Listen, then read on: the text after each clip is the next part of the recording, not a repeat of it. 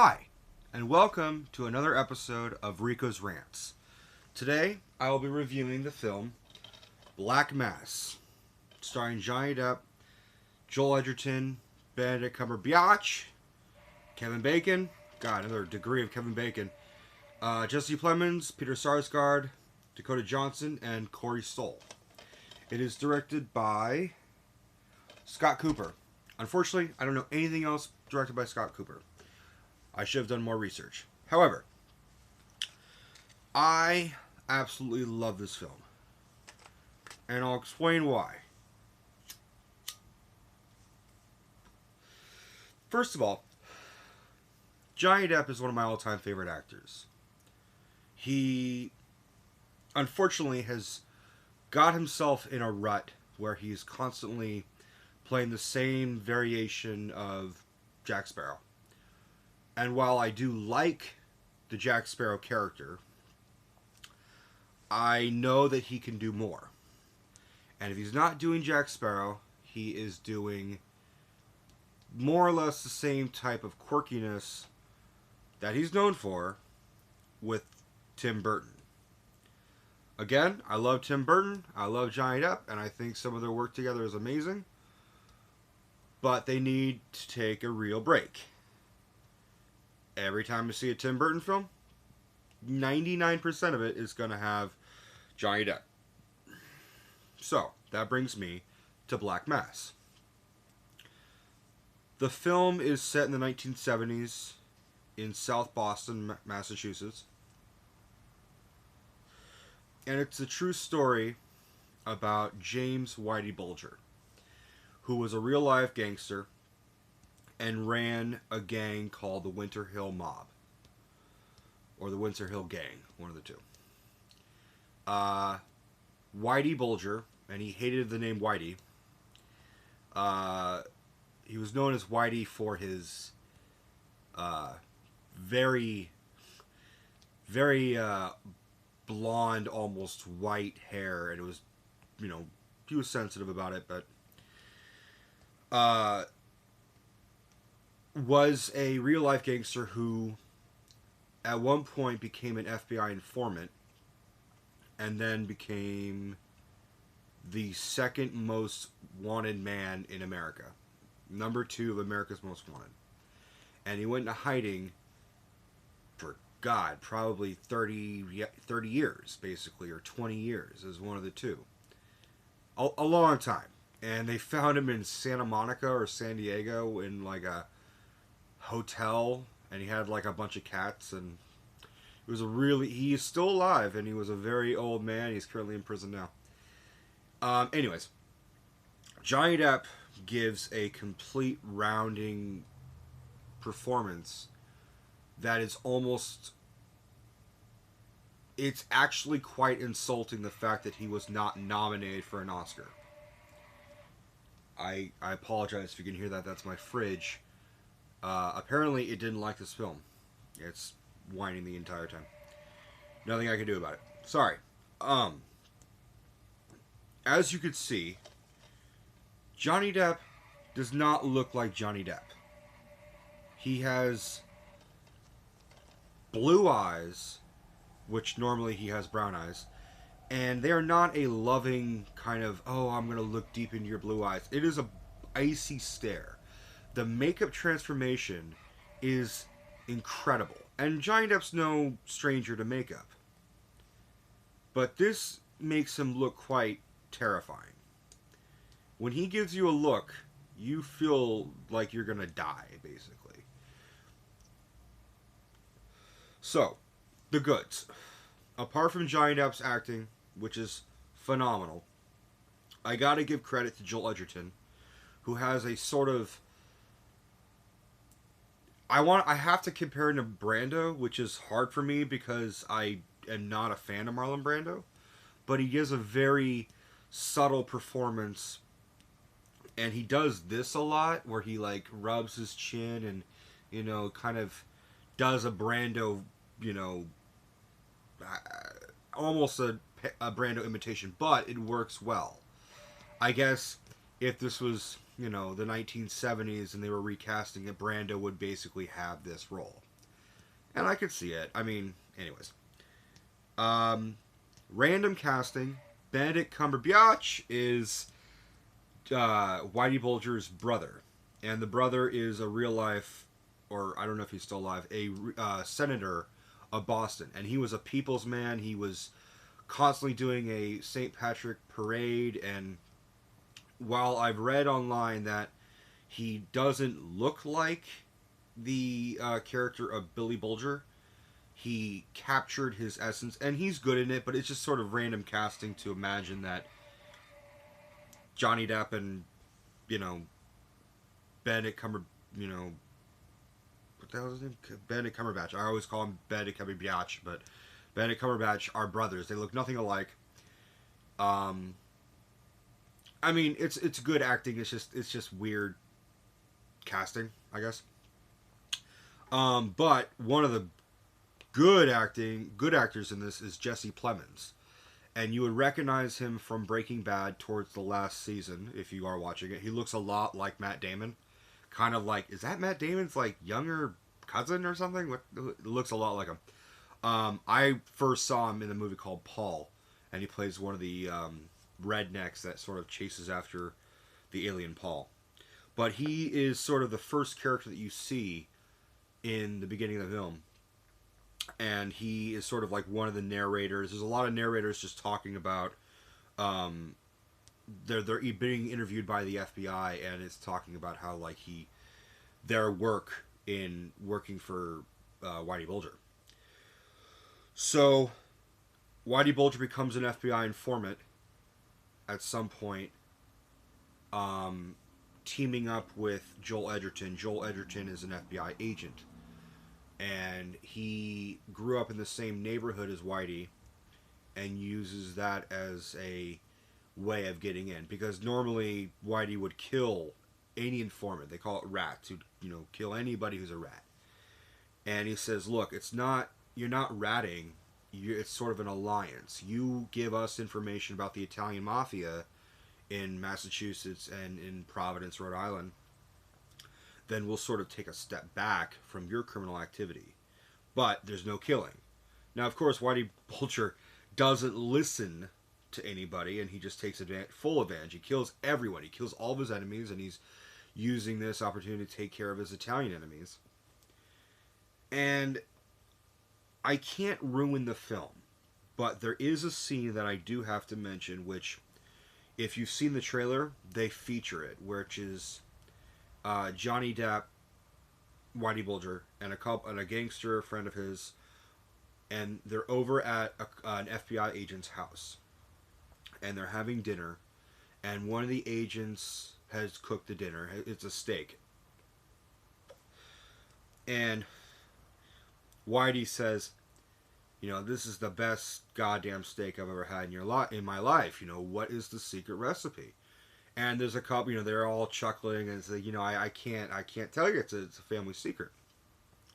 He's like, come on, I got a knife. You better tell me, you know. And he says, no, okay, it's a little garlic and some soy. And Johnny says, that's it? That's it. And there's a silence. And he says, I thought you said it was a family secret. And there's a hushed, you know, awkward tension. And he says, well, it's a recipe. No. You said it was a family secret. And then you gave it to me just fucking like that. Who's to say you won't talk about me when someone starts asking about me? And it's really, really it's really intense. It's trying to mimic the funny how scene in Goodfellas with Joe Pesci. And it's chilling, and then of course, when they're all kind of silent for a good 30 seconds, Johnny Depp starts cracking up and cackling. He's like, haha, look at his face. You see his face? And he's like, hey, just relax, man. It's just a steak. I don't give a shit. It's a beautiful steak. Blah, blah, blah. Now, that is in the trailer. But the scene that follows it, that literally gave me chills. I was sitting in the theater with my friend, and I was I was floored because I have never seen a movie with Johnny Depp where I'm literally chilled from his performance. And I forgot that this was one of my acting heroes. I legitimately was terrified of this man, which I gotta give credit to Depp, man. If he made me scared of this character that's in a movie, I cannot imagine how it would be if I was sitting across a dinner table with the real person. So this next scene, the FBI agent's wife is upstairs and she doesn't want to be around Whitey. So she fakes an illness upstairs and he goes up.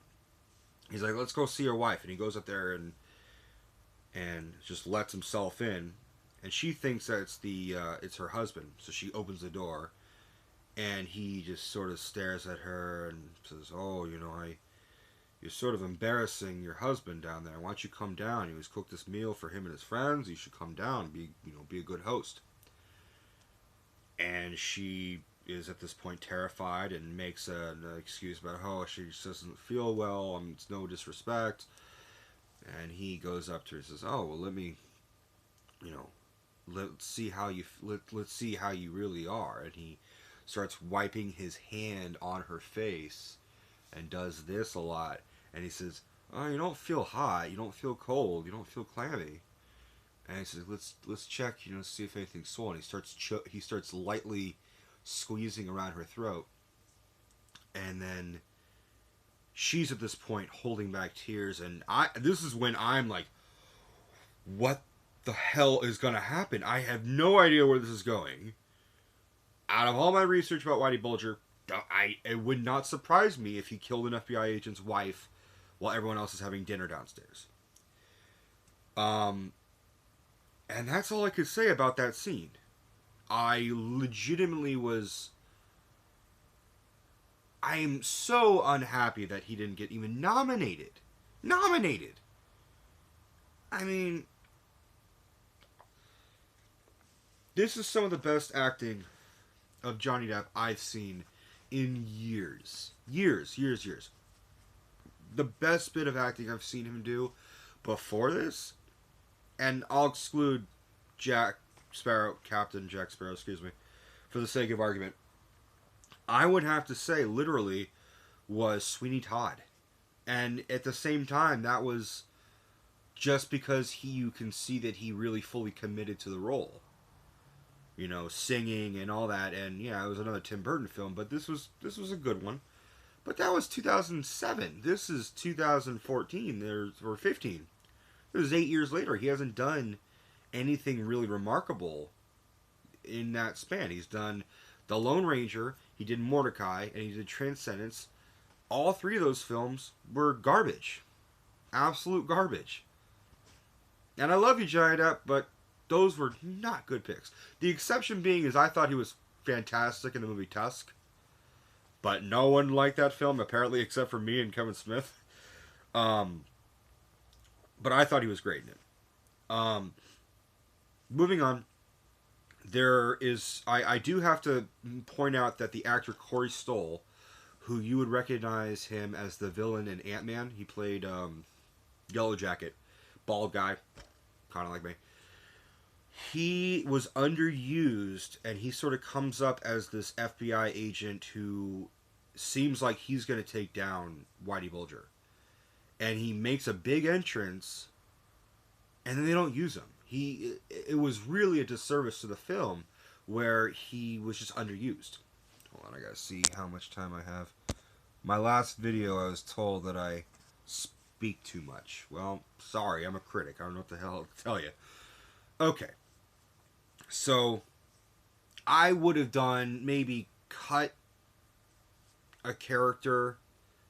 The problem is that with ensemble films and ensemble casts, is that you stop caring about all these multiple people, with the exception of something like the Avengers, when you have grown to appreciate all these characters through their single films, or they're introduced in other films, and then you actually like, oh, I want to see this guy in a big ensemble.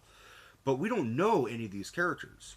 We don't care about them. We're just introduced. it's like, imagine if they took the movie Goodfellas. No, no, we'll stick to the Avengers. Imagine if you had not seen Iron Man or Thor or any of these films that introduce the main characters as well as these secondary characters like Hawkeye in the first Thor.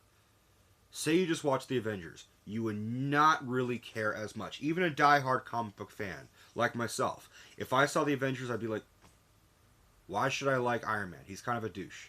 Why do I care about Hawkeye? Okay, he has a bow and arrow. That's sort of what's going on with this, and that's the problem with a lot of ensemble films, is that there are too many characters that we just don't give a shit about. I'm rambling, sorry. What I would have done, I would have combined the Kevin Bacon character, who is an FBI agent, with the Corey Stoll character, and introduced him about halfway through the film. Not towards the tail end, which is what they did. Now, I never directed a film. I have no grounds in the Hollywood business. That's just my opinion. Clearly, it took a lot of effort to make this film, and I applaud the director, Scott Cooper. Sorry. I applaud Scott Cooper for directing this film. I know this film took a lot to get made because it was in development hell for a long time. Literally, it's almost like they had to have a black bass in order to make this film. So,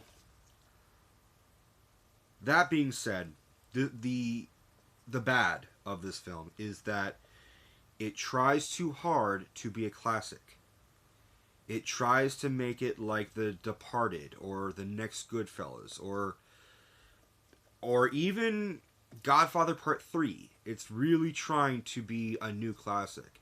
And if it wasn't for Johnny Depp's performance, it would probably be a direct-to-DVD type film.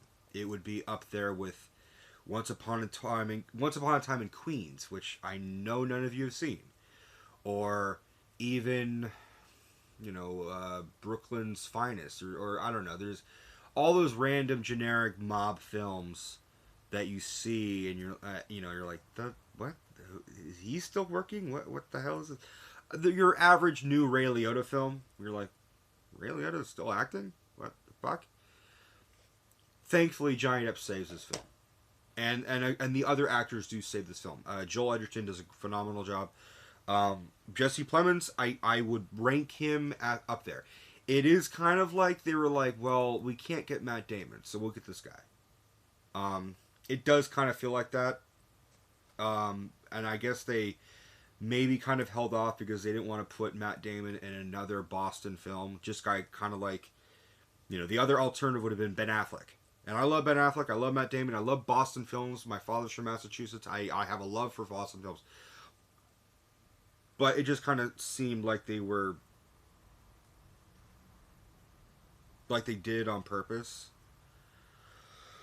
But the dialogue is great. The editing is a little choppy. It can't really just seem to decide... It's like they're pushing the next violent scene. Like, we get it. Whitey Bulger's a nutcase. We get it. So, I'm going to give this film 1 out of 5 stars. I'm going to give it...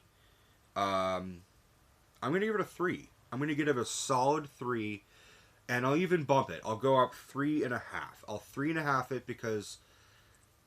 that scene, man. That scene gave me the most chills where... my friend and I walked out of that theater and we were just kind of blown away. It was late. It was a late showing and we were tired. But as soon as we we walked to his car, got in the car, and we're just kind of like, whoa, what the fuck did we just watch? Like, he was so good. And again, the Academy, you made a big mistake not nominating him. This could have been Johnny Depp's biggest comeback. Not that he needs a comeback, but he needs to get out of that career slump of just being the same thing that he does. In other words, this film will be the closest we'll get to Johnny Depp working with Martin Scorsese. It's not Martin Scorsese, but it's the closest we'll get. I fully recommend you guys see this film. Thank you for watching. I'm ending the review now because I talk way too much. And let me know what you think. Let me know if you agreed with my review or if you disagreed. I'm all for honest opinions. If as long as it's honest, I can't argue. I do request that you try and be nice. I am starting out on this. You know, I'll get better. And thank you so much, guys. And don't forget to like and subscribe. And I don't know. Why don't you write in the comments another movie you want me to review? Ciao.